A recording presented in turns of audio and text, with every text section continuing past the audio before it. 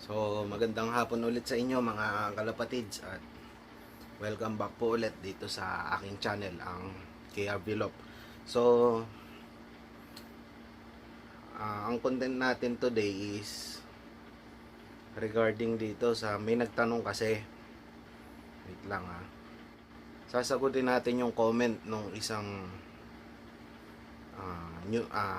viewer natin.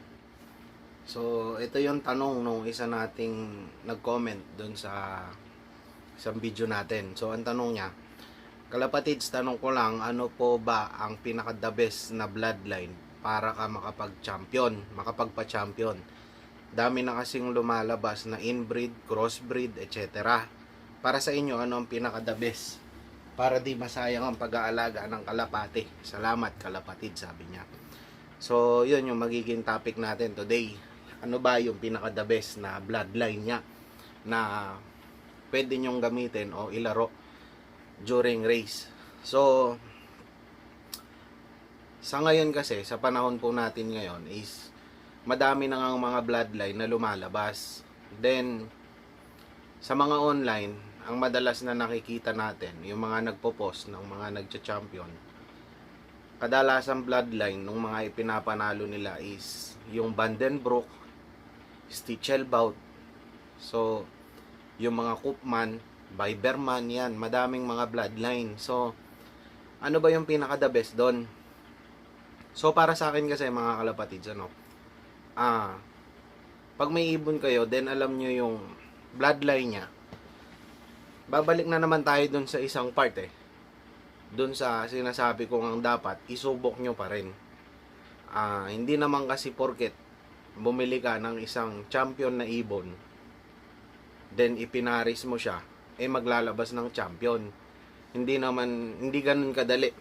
So, ang pagkapanalo kasi sa isang karera, kalapatids, para kang tumaya sa wedding. Napakahirap manalo. Nung previous nga na karera natin is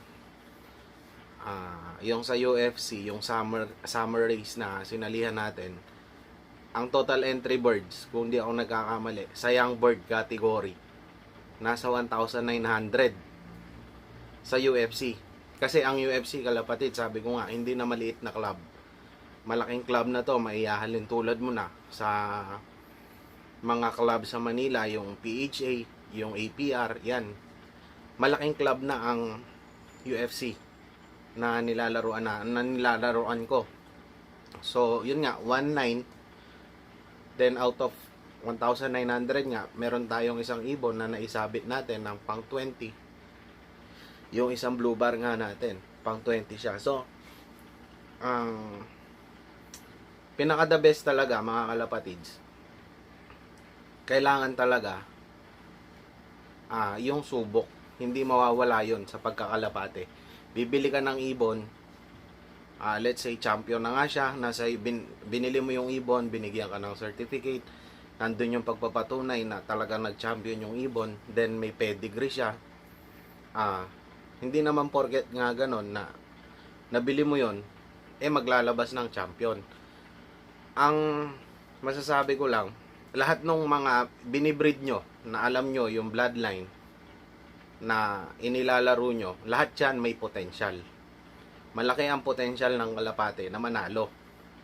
Nagkakadiferensya lang mga kalapatids yung sa love management, sa pag-aalaga nyo dun sa mga ibon. So, malaking factor yon, yung pag-aalaga nyo. Kung paano nyo siya i-train, paano yung pagkain nila, yung mga supplements na binibigay nyo, malaking bagay yon. Meron nga isang segment sa Alagang Magaling, yung Ask Kalapatids. Tinanong doon ng isang viewer na sinagot nila nung mga big three, ilang porsyento, kung kakarera daw ba, ilang porsyento ang kailangan nung bloodline, yung love management. So, ito yung sagot, hindi ko na matandaan kung sino parang si Sir Jaime Lim, si Jimmy Lim. Ang sagot niya, kung kakarera ka, yung 50% dapat yung bloodline. Then, 40% is yung loft management. Then yung 10% na natitira, yun yung luck o yung swerte. Yun yung 10% na kumbaga pagka-uwian na ng ibon, syempre na nagdadasal ka na sana umuwi ng maaga yung kalapate. Yun yung 10%. So yung loft management talaga malaking factor din. Nandun mo maiaano. Kumbaga, yung mga kalapati kasi, mga kalapatids, parang atleta yan. Tingnan nyo, may laban, di ba? Si Manny Pacquiao, i-compare na lang natin sa isang boksingero. Ang isang boksingero, meron niyang nutritionist. Meron niyang sa stamina niya, merong tumututok dyan. Sa pagkain niya, yung nutritionist nga na tinatawag, din yung pagkukondisyon sa katawan ng atleta. So, sa pagkakalapate, mga kalapatids, ganun din. Sabihin mo na yung bloodline niya is talagang nandun, maganda, magaling, tumitira yung ibon. Pero kulang ka dun sa loft management. Hindi mo nabibigay yung kulang, yung nagkukulang. Kunyari, sa kalapatin, payat na pala, hindi ka pa nagdadagdag ng protina. Yun yung mga kailangan. Yung nutrition ng kalapate sa katawan niya, dapat kompleto. Then, kung magkakarera kayo, yun talaga, kailangan. At pag nabuo nyo yun, yung 40% na sinasabi sa loft management talaga, nandyan lahat yun, yung training, sa pagkain, sa supplements, dyan pumapasok lahat yun. Then, pag yun, na perfect nyo, na sinasabi nga nila, na yung sinagot ni Sir Jaime Lim, tsaka ni Sir Nelson Chua, malaki yung possibility na magcha-champion din kayo. So, yun sa tanong niya na, ano bang mainam na bloodline, masabi ko lang is lahat talaga may potential. Minsan, nagkakatalo lang talaga sa pag-aalaga. Kung paano mo alagaan yung ibon. So, yun yung mabibigay kong sagot. So, shoutout nga pala kay Jojo Arcega. Siya yung nag-comment nun. Siya yung nagtanong. Shoutout sa iyo, sir. So, sana nasagot ko yung tanong mo. Yun. Lahat may potential, sir. Kahit anong bloodline yan, may potential lahat yan na mga ibon na ilalabas nila. Nagkakatalo lang. Meron nga isang Facebook group dun sa, kung kilala nyo siya, si Sir Dan Quiapo. So, ang sabi nga niya, na ituro, kasi siya nagtuturo din siya dun sa group niya na yon. Nagbibigay siya ng mga tips. Then, yun, sabi nga niya, pagdating ng karera, na ituro ko na lahat sa inyo, yun sa pag-aalaga, lahat na. Then, may bloodline ka na, yun, ihintayin mo na lang is yung swerte talaga. Tsaka yung kapalaran ng ibon. Yun yung sinasabi niya. So, shoutout din kay Sir Dan Quiapo. Kung napapanood niyo po ako, shoutout sa inyo. Kasi may madami din akong napulot na mga tips dun sa isang Facebook group nyo nga, yung Champion Sana. So, madami akong nakuhang tips doon. Na si Sir Dan lahat ang nagturo.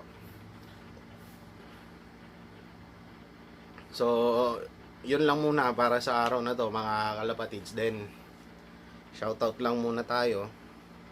So, shoutout po kay Sir Speed Zircon Loft ng San Juan, Ilocos Sur. Then,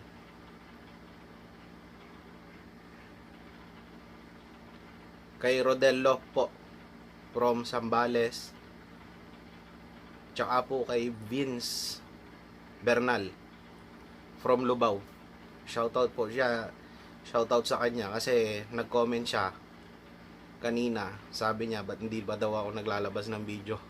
So, pasensya na kasi medyo sabi ko nga, nagtatrabaho ko kaya hindi naman ako full time talaga sa pag-aalaga ako ng kalapate tsaka sa pagbi-video nga. Sa tulad nito, paggawa ng video. Pero pagka may karera na, every Sunday, Saturday, siguro lagi meron akong video.